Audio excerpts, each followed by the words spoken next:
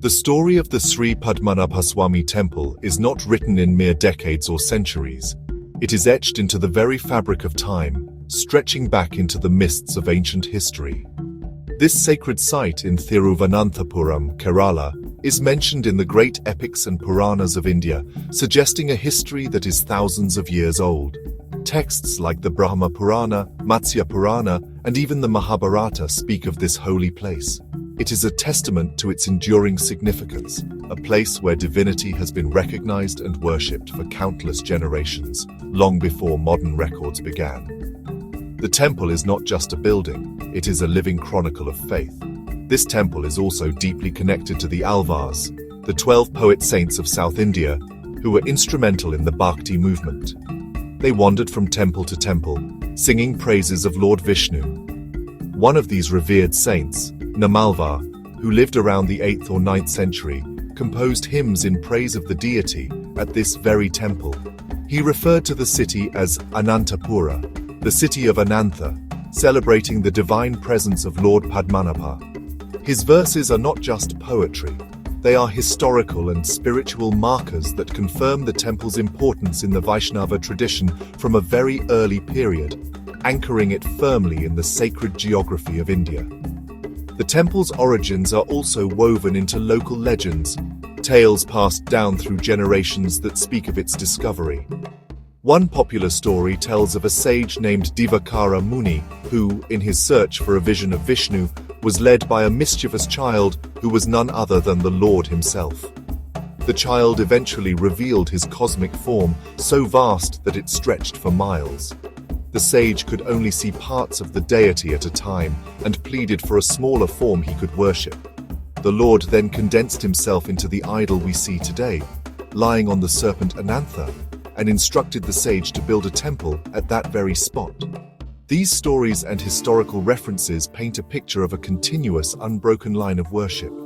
The temple we see today has been renovated and expanded over many centuries, with significant contributions from various rulers of the region. But its soul, its core identity as the abode of Lord Padmanabha, has remained unchanged. It stands as a powerful symbol of how faith, history, and mythology intertwine. The sacredness of the place is not a recent development. It is a legacy inherited from an ancient past, a stream of devotion that has flowed uninterrupted through the ages, connecting the present-day devotee to the sages and saints of long ago. The history of the Padmanabhaswamy temple is inseparable from the history of the Travancore royal family. For centuries, they were not just rulers of the land, but also the dedicated custodians of the temple and its deity. This relationship reached its most profound expression in the 18th century with King Anizam Thirunal Marthandavarma. He was a powerful and ambitious king who expanded the kingdom of Travancore, unifying smaller principalities into a strong, centralized state. He was known for his military prowess and administrative skills, but his most famous act was one of complete and utter surrender to a power higher than his own. In the year 1750, Marthandavarma performed a remarkable ceremony known as the Thripadi Danam. In this act, he formally dedicated his entire kingdom, including all its wealth and its people, to the temple's presiding deity, Lord Padmanabha. He declared that he and all his successors would rule the state not as kings but as servants, or Padmanabhadasa, the slaves of Lord Padmanabha. This was a powerful symbolic gesture. The king, the highest worldly authority, was placing himself below the divine authority. From that day forward, the true ruler of Travancore was considered to be Lord Padmanabha himself. This dedication fundamentally changed the relationship between the state and the temple. The kingdom was no longer a secular entity ruled by a monarch. It was a divine state governed on behalf of a god. The royal treasury became the temple's treasury, and the king's decisions were to be made in service of the Lord. This act cemented the temple's position at the very heart of Travancore's political and social life. Every major state event, every royal ceremony began with paying respects at the temple. The king's authority was now derived from his divine master, a concept that brought immense stability and legitimacy to his reign. This legacy of being Padmanabha Dasa was faithfully carried on by all the succeeding rulers of Travancore. They saw themselves as mere regents, managing the kingdom as a sacred trust. This unique tradition is a fascinating example of theocracy, where spiritual and temporal power are deeply intertwined. It shaped the culture of the region, instilling a deep sense of reverence for the deity among the populace. The royal family's devotion was not just a private affair. It was a public declaration that shaped the identity of an entire kingdom, making the Padmanabhaswamy temple the ultimate symbol of Travancore's heritage and faith. The main deity of the Padmanabhaswamy temple is a unique and awe-inspiring representation of Lord Vishnu. He is depicted in the Anantha Shayanam posture, a reclining yogic sleep, or yoga nidra, upon the coils of the great five-headed serpent, Adishesha or Anantha. This is not a common form seen in all Vishnu temples. It represents a profound philosophical concept. Here, Vishnu is not the active warrior or the benevolent king, but the source of all creation, dreaming the universe into existence from a state of cosmic slumber. The serpent, Anantha, whose name means endless, represents the infinity of time and space upon which creation rests. The sheer scale of the main idol is breathtaking. It is so large that it cannot be viewed in its entirety from a single vantage point. Devotees must look through 3 separate doors to see the complete form. The first door reveals the Lord's face and the hand resting over a Shiva lingam, symbolizing the unity of Vishnu and Shiva. The second door shows the central part of the body with a lotus flower emerging from the navel, upon which sits Lord Brahma, the creator. This imagery beautifully captures the Puranic concept of the Trimurti, with Vishnu as the source of both creation, represented by Brahma, and dissolution, represented by Shiva. The third and final door allows a view of the Lord's feet. In Hindu tradition, offering prayers at the feet of the divine is an act of ultimate surrender and devotion. This segmented viewing is intentional. It forces the devotee to contemplate the immensity of the divine, which cannot be grasped all at once by the limited human senses. It encourages a meditative experience, moving from the face of the Lord to the source of creation at his navel, and finally to the feet where one offers their devotion. The idol itself is crafted from over 12,000 saligramas, sacred fossil stones brought from the Gandaki River in Nepal, and covered with a special Ayurvedic plaster called Katusakara Yogam to preserve it. This specific depiction, Anantha Shayanam, holds deep meaning. It represents the state between cycles of creation. Vishnu is resting, yet he is fully conscious, overseeing the cosmic order. It is a state of tranquil power, the unmanifest potential from which all manifestation arises. For the devotee, it is a reminder that beneath the chaos and activity of the world, there is a serene, unchanging divine reality. Worshipping this form is to connect with that ultimate source, the timeless, formless consciousness that dreams our world into being, a powerful and humbling spiritual experience. The Sri Padmanabhaswamy temple is not just a place of worship. It is a realm of profound sanctity, governed by strict rules and ancient customs that have been preserved for centuries.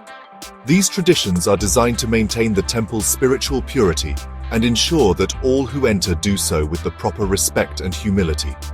One of the most visible of these customs is the dress code. Men are required to wear a mundu or dhoti, a white cloth wrapped around the waist, and must not wear any upper garments. Women must wear a sari or a mundam neriyatham. This dress code is not merely about attire. It is about shedding one's worldly identity and ego before entering the divine presence.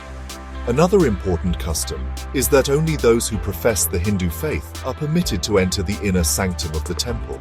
This rule is common to many ancient temples in Kerala and is rooted in the belief that the temple is a consecrated space, a powerhouse of spiritual energy. The rituals and practices are specific to the Hindu tradition, and the rule is meant to preserve the sanctity and vibratory quality of the space. It is not intended as an act of exclusion, but as a means of maintaining the integrity of the temple's unique spiritual environment, which has been carefully built and sustained over millennia through specific chants and rites.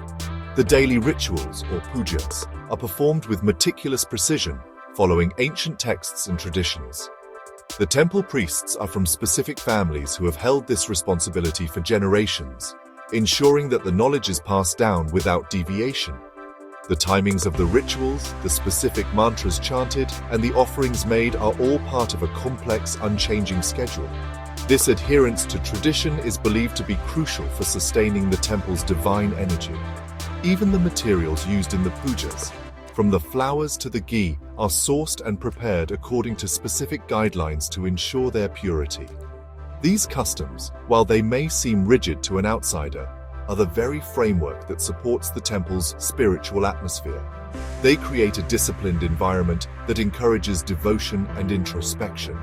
By following these rules, a devotee participates in a timeless tradition, connecting with countless others who have walked the same path before them. It is a way of showing respect not just to the deity, but to the entire lineage of sages, kings, and devotees who have protected and preserved this sacred space. The rules are the guardians of the temple's soul, ensuring that its spiritual heart continues to beat strongly. For centuries, legends and folklore whispered of immense riches hidden within the subterranean vaults of the Padmanabhaswamy temple. These stories were often dismissed as myth, the kind of tales that naturally grow around ancient and mysterious places. However, in 2011, myth spectacularly collided with reality. Following a directive from the Supreme Court of India, a court-appointed committee began the monumental task of opening the temple's long-sealed underground chambers, designated as Vaults A, C, D, E, and F. What they found inside left the world in a state of shock and awe, confirming that the legends were not just true, but had actually understated the reality. As the heavy, rusted locks were opened and the stone doors pushed aside, the committee members were met with a sight that seemed to belong in a fantasy epic. The vaults were filled with a staggering collection of treasures. There were sacks overflowing with gold coins from different eras and empires, including Roman and Napoleonic coins, indicating ancient trade links. Heaps of diamonds, rubies, emeralds, and other precious gemstones lay piled up. There were intricately crafted gold chains, some stretching over 18 feet long, solid gold thrones studded with hundreds of diamonds, and golden crowns and ceremonial costumes for the deity. The sheer quantity and value of the treasure were, honestly, mind-boggling. Initial estimates placed the worth of the contents of these 5 vaults at over 1 trillion Indian rupees, well over $20 billion at the time, and this was just a preliminary valuation based on the antique and material value. The cultural and historical value of these items is truly priceless. The collection includes thousands of gold and silver pots, golden coconut shells studded with jewels, and a pure gold idol of Mahavishnu, weighing around 30 kilograms, which was a breathtaking work of art. This discovery instantly made the Padmanabhaswamy temple the wealthiest religious institution in the world. The treasure is believed to be an accumulation of offerings made to the deity over thousands of years by devotees, pilgrims, and the rulers of Travancore and other kingdoms. It was not a hidden royal treasury in the conventional sense, but a sacred offering to the Lord, stored securely in his divine home. The unveiling of this incredible wealth was a global event, turning the world's attention to this ancient temple and the deep devotion of those who had contributed to its riches over the millennia. While the opening of the other vaults revealed unimaginable wealth, one chamber, known as Vault B or the Kalara B, remains unopened and shrouded in mystery. This vault is different from the others. It has a main door made of steel, and behind it, a solid, sturdy wooden door. The most striking feature, however, is the inner door, which has no bolts, latches, or locks. Instead, it is adorned with the image of 2 large serpents, or nagas, carved into it. This has led to the belief that the door is sealed not by a physical mechanism, but by a powerful naga bandham, or serpent-binding mantra. Local legends and temple priests have long warned against any attempt to open Vault B through force. The story goes that it can only be opened by a high-level Siddha Purusha or Mantrika, a powerful sage with immense spiritual prowess, who can chant a specific Garuda mantra to neutralize the Naga Bandham. It is said that any attempt to open the door by mechanical means would result in a terrible catastrophe, not just for the temple or the region, but for the entire country. These warnings have been taken very seriously by both the temple authorities and the Travancore royal family. The mystery of what lies within Vault B has fueled widespread speculation. Some believe it contains an even greater treasure than all the other vaults combined, a treasure of such magnitude that it could destabilize the world's economy. Others propose more esoteric theories. They suggest that the vault does not contain material wealth, but rather objects of immense spiritual power, or perhaps ancient texts containing lost knowledge. The most compelling belief among the devout is that the chamber is directly connected to the deity, and that opening it would disturb the cosmic energy that sustains the temple's sanctity. The Supreme Court of India, respecting these deep-seated beliefs and the potential risks, has so far deferred the decision to open Vault B. The chamber remains a potent symbol of the unknown, a place where faith, legend, and mystery converge. It serves as a powerful reminder that there are some things that may be beyond human comprehension and control. Vault B is not just a locked room, it is the heart of the temple's enigma, a sacred space whose secrets are protected by ancient warnings and divine serpents, challenging our modern rational world to respect the boundaries of the sacred. The Sri Padmanabhaswamy Temple holds a place of supreme importance within the Vaishnava tradition, the branch of Hinduism that worships Lord Vishnu as the supreme being. It is revered as one of the 108 Divya Desams, which are the most sacred abodes of Vishnu, glorified in the hymns of the Alvars, the Tamil poet saints. To be named a Divya Desam, a temple must be mentioned in the Nalayira Divya Prabandham, the collection of 4,000 verses composed by the Alvars. This classification elevates the temple from a local place of worship to a site of pan-Indian pilgrimage, a must-visit destination for devout Vaishnavas from all over the world. The 108 Divya Desams are spread across India and Nepal, with a majority located in the southern state of Tamil Nadu. The Padmanabhaswamy Temple is one of the few located in Kerala, making it particularly significant. The Alvars described these temples as earthly gateways to Vaikuntha, the celestial abode of Vishnu. A pilgrimage to these sites is believed to grant immense spiritual merit and liberation from the cycle of birth and death. The songs of Namalvar, one of the most celebrated Alvars, specifically praise the Lord of Thiruvananthapuram, attesting to the temple's sanctity and its place in this esteemed list. The spiritual significance of being a Divya Desam is profound. It means the temple is not just a man-made structure housing an idol, but a place where the divine presence is believed to be palpably manifest. The Alvars, in their state of divine ecstasy, are said to have had direct visions of Vishnu in these locations. Their hymns are not just poetry. They are considered to be divine revelations that capture the unique essence and glory of the deity in each specific temple. Therefore, visiting the Padmanabhaswamy Temple is, for a devotee, a way of partaking in that same divine vision experienced by Namalvar centuries ago. This status connects the temple to a vast network of sacred sites, creating a spiritual geography for Vaishnavas. It places the reclining form of Lord Padmanabha in a continuum with other forms of Vishnu worshipped across the subcontinent, such as the standing Lord of Tirupati or the seated Lord of Badrinath. Each Divya Desam represents a particular mood or bhava of the Lord, and Padmanabhaswamy Temple, with its Anantha Shayanam posture, represents the cosmic source, the tranquil origin of all existence. Its inclusion in this holy list solidifies its identity as a timeless and powerful center of Vaishnava faith. Beyond its architectural grandeur and material wealth, the Padmanabhaswamy Temple is the spiritual nucleus of the region, the very heartbeat of Travancore culture and identity. For the people of Thiruvananthapuram and the surrounding areas, it is not merely a historic monument or a tourist attraction. It is a living, breathing center of their daily lives. The day in the city often begins and ends with the sound of temple bells and chants. Generations of families have centered their lives around the temple, marking births, marriages, and other significant life events with a visit to seek the blessings of Lord Padmanabha. The temple's influence permeates the local culture. Major festivals like Alpasi and Pankuni are grand affairs that involve the entire city. During these festivals, the temple's deities are taken out in elaborate processions, a spectacle of color, music, and devotion that draws vast crowds.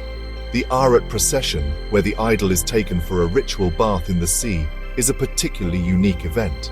It is led by a member of the Travancore royal family, walking barefoot, holding a ceremonial sword, reaffirming their role as the humble servant of the Lord. This public display of devotion reinforces the deep bond between the deity, the royal family, and the people. The spiritual energy of the temple is believed to radiate outwards, creating a protective and auspicious aura over the entire city. Many residents feel a personal connection to the deity, referring to him affectionately as Padmanabhan or Perumal. He is seen as the ultimate protector and benefactor of the city and its inhabitants. This deep-seated faith provides a sense of stability and continuity in a rapidly changing world. It is a source of solace in times of trouble and a focal point for community celebration in times of joy, a constant presence in the collective consciousness of the people. This role as a spiritual anchor is perhaps the temple's greatest treasure, more valuable than all the gold in its vaults. The material wealth is a testament to the devotion the temple has inspired, but the faith itself is the true phenomenon. It is this unwavering belief, passed down through countless generations, that has preserved the temple's sanctity and its traditions. The Padmanabhaswamy temple is a powerful example of how a sacred center can shape the identity of a community, acting as a spiritual anchor that holds together the social and cultural fabric of a land and its people. In the wake of the 2011 discovery of its immense treasure, the Padmanabhaswamy temple was thrust into the global spotlight, presenting a unique set of modern challenges. The primary question became one of guardianship. Who should manage this unprecedented wealth and oversee the administration of this ancient religious institution? This led to a prolonged legal debate that eventually reached the Supreme Court of India. The core of the issue was to find a balance between honoring centuries-old traditions and ensuring transparent and accountable management in the modern era, a delicate task involving faith, law, and heritage. For centuries, the temple was managed by the Travancore royal family, following the sacred covenant made by King Marthandavarma. They governed through a trust and saw themselves as custodians acting on behalf of the deity. Following the legal proceedings, the Supreme Court in 2020 upheld the rights of the royal family in the temple's administration. However, it also mandated the creation of two new committees, an administrative committee and an advisory committee, to oversee the daily affairs and financial management of the temple. This ruling was a landmark decision that sought to blend tradition with modern governance structures. The administrative committee is chaired by the district judge of Thiruvananthapuram and includes members nominated by the royal family, the government, and the temple's chief priest. This structure ensures that various stakeholders have a voice in the temple's management. The committee is responsible for the day-to-day running of the temple, preserving its rituals and managing its properties, while the advisory committee, chaired by a retired High Court judge, provides guidance on policy matters. This system aims to protect the temple's assets and ensure its income is used for its upkeep and the welfare of its devotees. Today, the Padmanabhaswamy temple stands as a unique institution, a symbol of immense wealth, deep faith, and complex legal and administrative oversight. The security around the temple has been significantly enhanced, with modern technology now protecting its ancient vaults. The management faces the ongoing challenge of preserving the temple's sacred atmosphere while accommodating the interest of a global audience. It remains first and foremost a sacred place of worship, a Divya Dasam, and the spiritual home of Lord Padmanabha. Its modern guardianship is a testament to India's effort to protect its ancient heritage while navigating the complexities of the 21st century.